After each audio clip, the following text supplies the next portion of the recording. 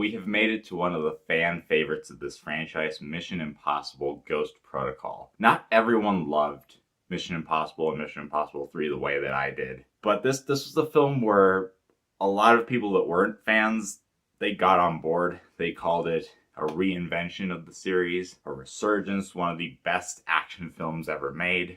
But it's been 12 years since this film originally came out. Does it still hold up? After the IMF is accused of a terrorist attack, the president initiates Ghost Protocol, which disavows the entire agency. But with the threat of nuclear launch codes being used by those responsible, Ethan and his team go rogue to clear their names and prevent future chaos.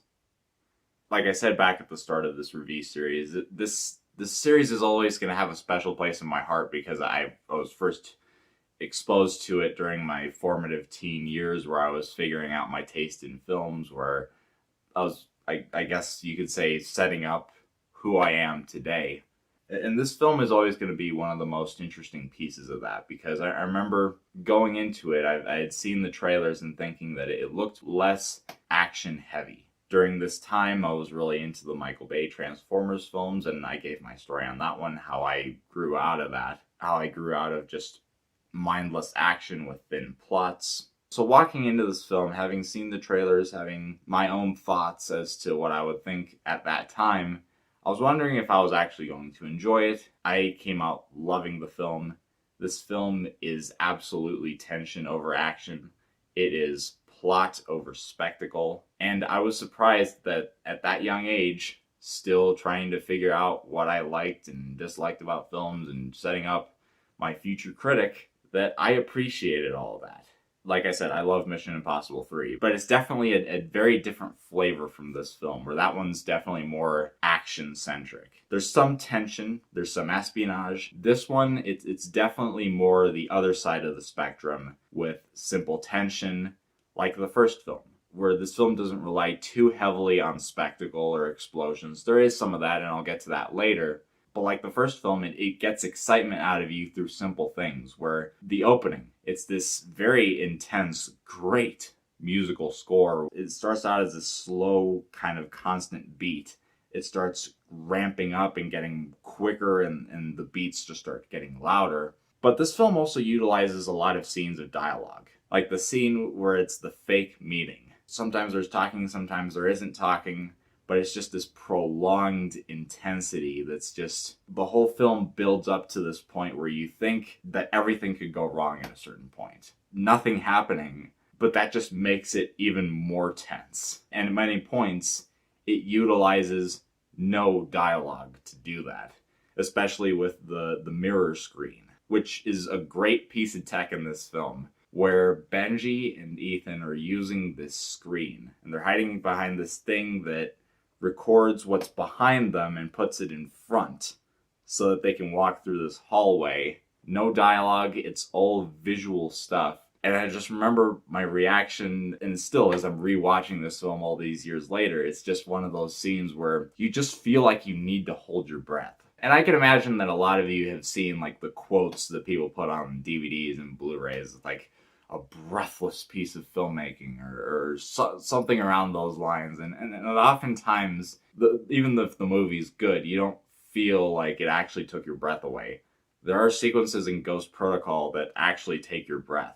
Like where it can go from Ethan running to catch someone, and then it goes into this car chase inside of a sandstorm. And even though you've come out of the fake meeting where there's no air in that room, and then suddenly there's supposed to be a break in tension as soon as the action starts, you don't feel that. You feel like as the action is happening, you have to like catch your breath at a certain point. And Brad Bird nailed it. This movie absolutely nails that front. But you also have to hand that to the story, where it's a story, like as I hinted at earlier, nothing goes right in this film. There's always something to ramp up the tension, to just add more complexity to the story, throw in a wrench. Not only is Ethan accused of blowing up the Kremlin, and as soon as he's able to come out of that and escape the Russian police that's after him, he's in this car where the secretary gets shot, and he almost dies in this car as well. There's just a sense of loneliness. These people are on their own. They've been disavowed and it's just them. It's a film where even if the characters weren't as developed as they are, you'd almost still have to root for them just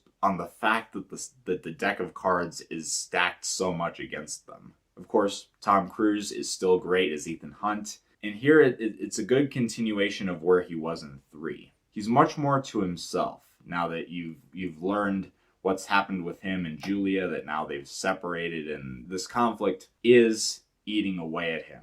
But then this film is also able to find good ways of introducing new characters, like Agent Carter, where she has this very personal motivation in the story, where this person that she loved was killed by one of our villain characters. So in this movie, you also get this subplot of revenge. But what I like about this plot thread, besides just adding more personal stakes to the film, is that it actually kind of connects to what Ethan is going through. It just adds to this theme that I liked in 3, and it's continued very well here. Espionage is already very messy with all the backstabbing and people having their own agendas and all that stuff happening. That once you add in the people that you care about, their lives are going to be affected by whatever you do, whatever the current objective is, to the point where these people really have to choose the mission over the people that they love.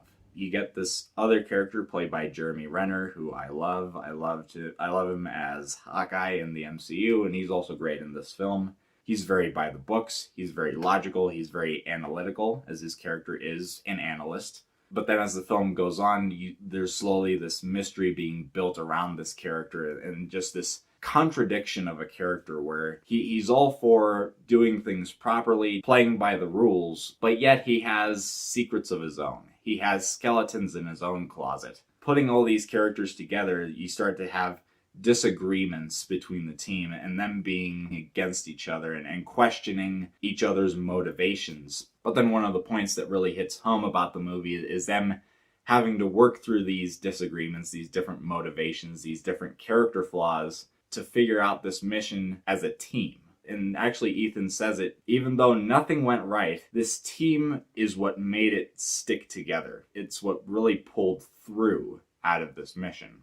But one more character, Benji. Greater addition in the story. Where he was introduced in 3, he had a great couple of scenes in that film. But here, he's an actual main character in the story. He is so good. Simon Pegg is so great. I'm so glad he's able to keep going with this series.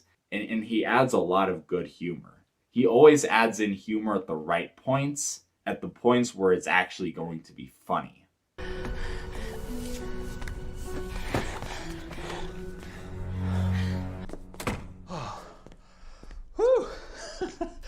That was not easy, but I did it.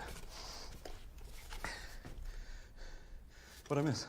But then going back to Brad Bird's direction, there's some incredible camera work in this film, especially where you get to more of these IMAX type shots, especially where Ethan has to climb the Burj Khalifa, which is probably the peak of this movie. That is just so immersive that you feel like you're on the ledge of that window with him as he's climbing around. There are some magnificent wide shots where it shows Ethan running, but then there's this sandstorm coming in behind him.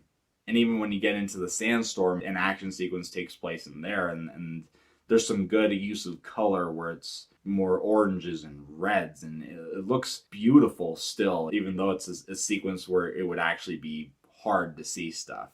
Again, Brad Bird, great director. Another line of his resume that further established him as a filmmaker with a really great influence in film.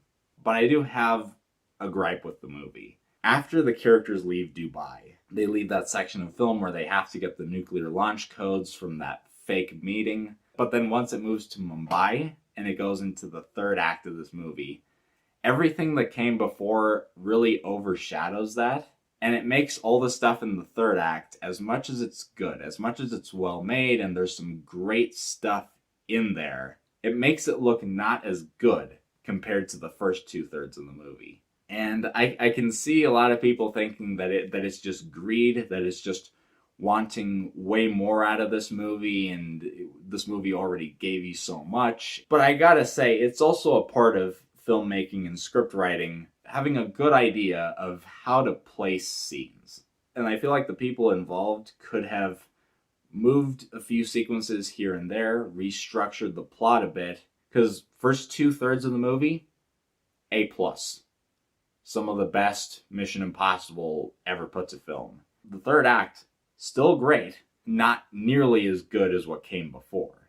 It's an annoying issue, but this film is still great. I can definitely understand why people see it as one of the best of this series. Some people see it as the best, and I gotta agree that it is still one of the high points of this franchise. I am going to give Mission Impossible Ghost Protocol an A.